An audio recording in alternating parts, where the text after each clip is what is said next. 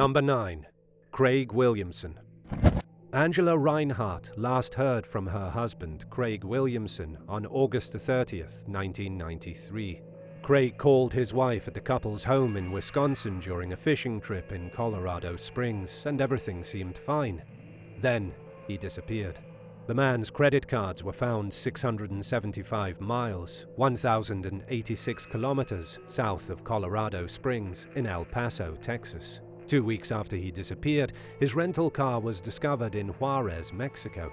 The circumstances were strange, but there were no signs of foul play.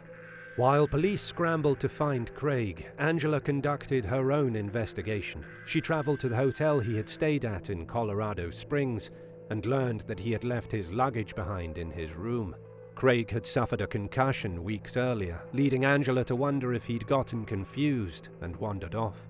2 years later, Craig saw himself being featured on Unsolved Mysteries. At the time, he was living in Key West and working as a diver. He called the show and explained that he was mugged in Colorado Springs and had gotten amnesia. After being treated at a hospital, he traveled aimlessly throughout the US, eventually settling in Florida.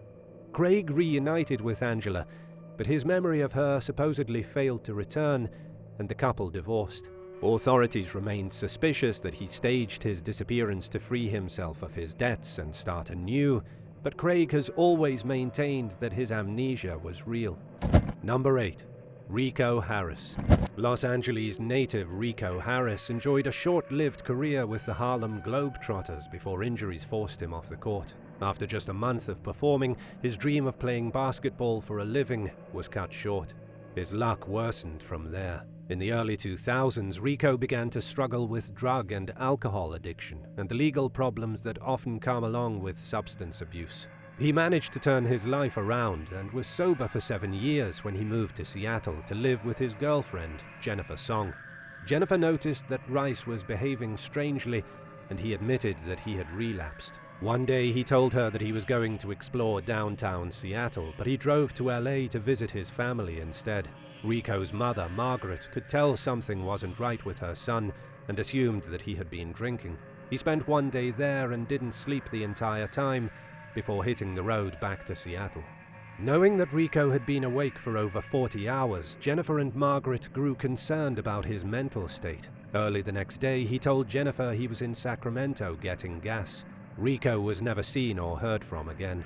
His abandoned car was found at an isolated rest area in Yolo County Regional State Park. It was out of gas and the battery was dead, but there were no signs of foul play. Even more strangely, Rico's cell phone and backpack were discovered on a roadside 70 miles, 113 kilometers away. His cell phone contained a strange video of him ripping and throwing things in his car shortly before his disappearance, offering a disturbing glimpse into the man's state of mind at the time. No trace of Rico has ever been found, despite numerous credible sightings and an extensive search that proved fruitless, leaving the authorities and the man's loved ones baffled. Number 7. Eliza Lam. Eliza Lam began struggling with depression and bipolar disorder during her teens. She took 4 medications to control her symptoms, and they seemed to work for the most part. One day, when she was 21, Eliza took a train from her home in British Columbia to Los Angeles. She stayed at the historic Cecil Hotel, which is infamous for the many bizarre and gruesome tragedies that have happened there. A few days into Eliza's visits, hotel staff moved her from a shared hostel room to a private room. Guests had complained that she was acting strange and leaving them bizarre notes. Eliza also had an outburst in the hotel's lobby and had been escorted off a television taping for being disruptive. When she didn't return home, her parents reported her missing. Police released disturbing elevator surveillance footage of Eliza erratically hitting buttons, stepping on and off the elevator as if she was looking for someone or hiding from someone, and making extremely unusual hand gestures. Around the same time, hotel guests started complaining that the tap water was black and smelled awful. A maintenance worker went to the rooftop water tanks to investigate and found Lam's naked body face up in the water. Nobody knows how she got past the door to the roof, which was locked and had an alarm, or climbed into the 10-foot tall, 3 meters tank. An autopsy revealed no drugs or alcohol in her system, and the coroner ruled that Eliza had accidentally drowned. Many believe that the troubled young woman, who had stopped taking her medication, died during a manic episode. Others are convinced that there was foul play. In fact, people are asking more questions than ever, courtesy of a Netflix documentary about the case that was released last year. Number 6. Benjamin Fleming. Earlier this year, a trio of friends from New Jersey and Pennsylvania went on a Hawaiian vacation together.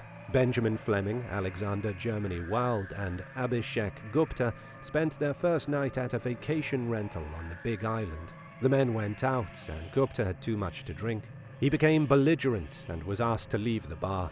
Germany Wild escorted Gupta back to their rental, where he allegedly became so nasty toward his friend that Germany Wild locked himself in a bedroom. The two got into a fist fight later that night, and by then Fleming had returned. He restrained Gupta until the two were separated. While having a beer in the kitchen, Germany Wild and Fleming heard Gupta snoring from the other room. Later on, though, they noticed that he wasn't breathing and dialed 911. By the time paramedics arrived, it was too late to save their friend. An autopsy determined that Gupta had been strangled, and police charged Fleming with manslaughter. At the preliminary hearing, Germany Wild described Gupta as psychotically drunk. He said that Gupta had been on top of him and that he felt he was in grave danger. Fleming is out on bond while the case works its way through the court system. This terrible tragedy, which cut the trip short on its very first day, is a sobering reminder of why it's a good idea to drink responsibly, even when you're on vacation. Number 5. Leah Roberts. After losing both parents and surviving a near-fatal car accident, Leah Roberts decided to take some time off from college and hit the open road. Inspired by the road trip novels of author Jack Kerouac, the 23-year-old college student got in her vehicle and left North Carolina for the American West. She didn't tell anyone she was leaving and left her roommates with money for the next month's bills. Leah's loved ones reported her missing and found a trail of bank records showing that she had made several cash withdrawals throughout her drive. Her last transaction was in Oregon, and her bank actively stopped after that. Just days later in Washington state, 2 joggers found Leah's Jeep at the bottom of an embankment in Mount Baker National Forest. Leah wasn't in the vehicle, and there was no trace of her anywhere nearby. The case soon went cold. Detectives re-examined the vehicle in 2006 and found that a wire had been deliberately cut in a way that allowed the vehicle to accelerate with no driver inside. Male DNA found on Leah's clothing matched with a mechanic that she had been seen leaving a restaurant with shortly before her disappearance. But the evidence isn't incriminating enough to charge anyone in her disappearance, and Leah's fate remains a mystery. Some think that she vanished on her own accord and started a new life, while others believe that she met with foul play.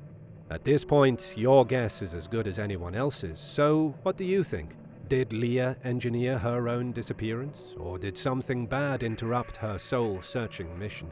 Let me know in the comments below. But first, be sure to subscribe. Number 4. Mia Aylward Chung. When she was 20 years old, Mia Aylward Chung decided to take a gap year and travel outside her home country of Britain. In 2016, she went to Australia, and she enjoyed it so much that she decided to extend her working holiday visa. She went to stay at a hostel in Queensland, where she worked on a sugarcane farm in exchange for room and board. It was the perfect arrangement for an adventure, but things at the hostel went terribly wrong. Many young people there shared a room, including Mia and another worker named Smail Ayad. Just 4 days into Mia's visit, Ayad had a psychotic break and grabbed Mia. He held her at knife point on the balcony and then stabbed her. Mia's friend Tom Jackson tried to intervene and was also stabbed. Both victims tragically died. In the days leading up to the attack, Ayad had allegedly shown a concerning interest in Mia, who didn't return his feelings. Other residents claimed that he said he wanted to sleep with her. Mia felt uncomfortable with his behavior, but was reportedly denied a request to switch rooms. Witnesses said that Ayad was following the young woman around and that he made repeated comments about wanting to sleep with her. Ayad had acted increasingly bizarre in the hours before he stabbed Mia and Tom. He had been diagnosed with schizophrenia in the past and was under the influence of cannabis, which made him extremely paranoid. After stabbing Mia, he jumped off the balcony as if he thought he could fly. Psychiatrists deemed Ayad mentally unfit to stand trial, and he was put into a treatment facility while awaiting deportation back to France. He was finally sent back there this year, 5 years after committing the horrifying murders. French authorities have confirmed that he is in a mental health facility. Mia's mother found it in her heart to forgive Ayad because she believes it's what her daughter would want. She told the press that she wishes Ayad's family peace and is glad that a grieving mother will be able to visit her son. Number 3. Jonathan Smith. A Scottishman named Jonathan Smith recently took a vacation to Crete with his wife, daughter and 2 grandsons. During the trip, he took the 7- and 10-year-old boys swimming near the village of Gouvs.